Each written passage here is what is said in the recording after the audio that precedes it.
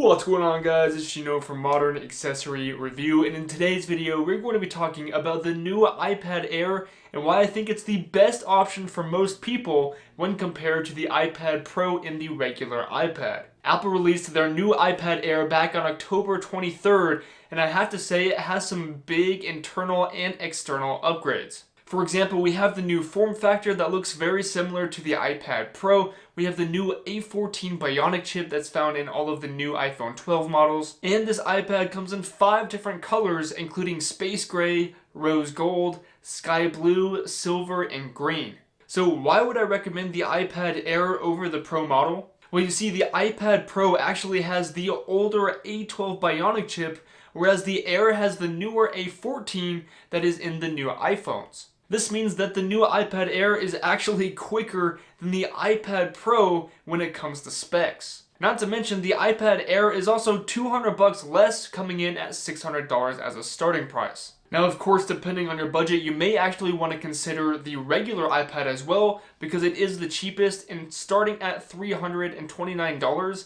it's definitely something that's kind of tempting.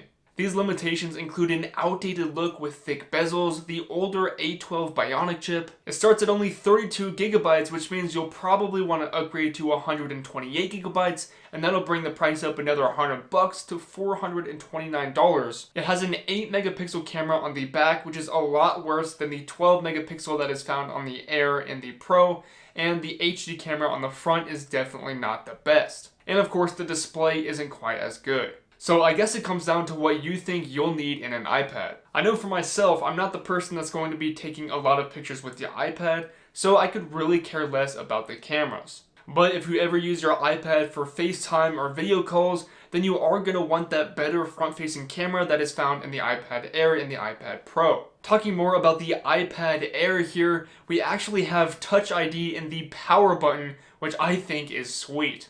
I don't know why Apple didn't include this feature in the new iPhones, but I guess Face ID has worked for me fine anyways. But because we do have Touch ID in the iPad Air, that means that we don't have Face ID, which is kind of interesting because it seems like Apple is always going to either give us one or the other, but as long as we have one of them, then we don't really need anything else. It would be really cool if Apple did give us both, but I'm fine with either one.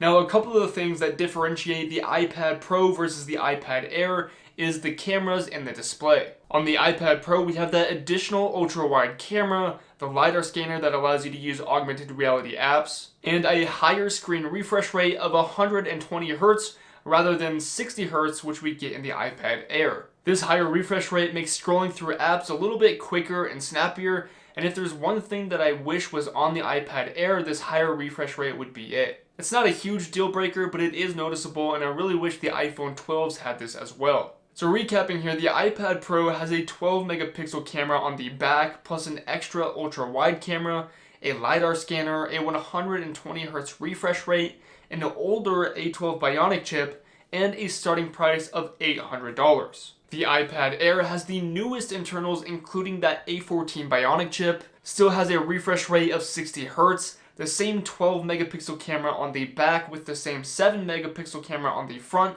just like the iPad Pro, except of course without those extra cameras.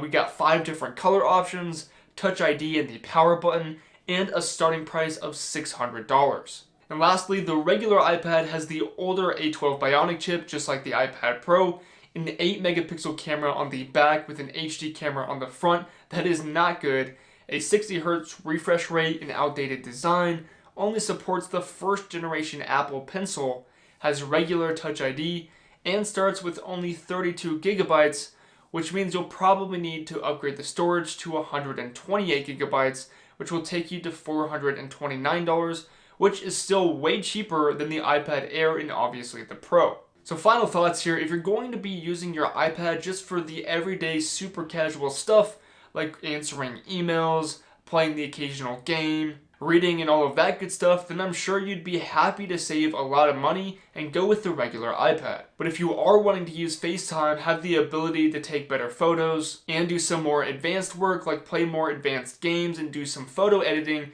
then I would recommend the iPad Air. Of course, if you want that extra ultra wide camera, the LiDAR scanner, and the higher refresh rate of 120 Hz, then you will have to go with the iPad Pro. But in my opinion, there isn't really a huge incentive to go with the iPad Pro because it does have the older A12 Bionic chip, and the iPad Air has the newest internals out of all three of the iPads, and it's a cheaper price. I hope this video helped you guys choose what iPad would be the best for your situation, and if you have any questions at all, make sure to drop them down below and I'll help you guys out. But with all of that being said, thanks so much for watching, and I will see you guys in the next video. Peace!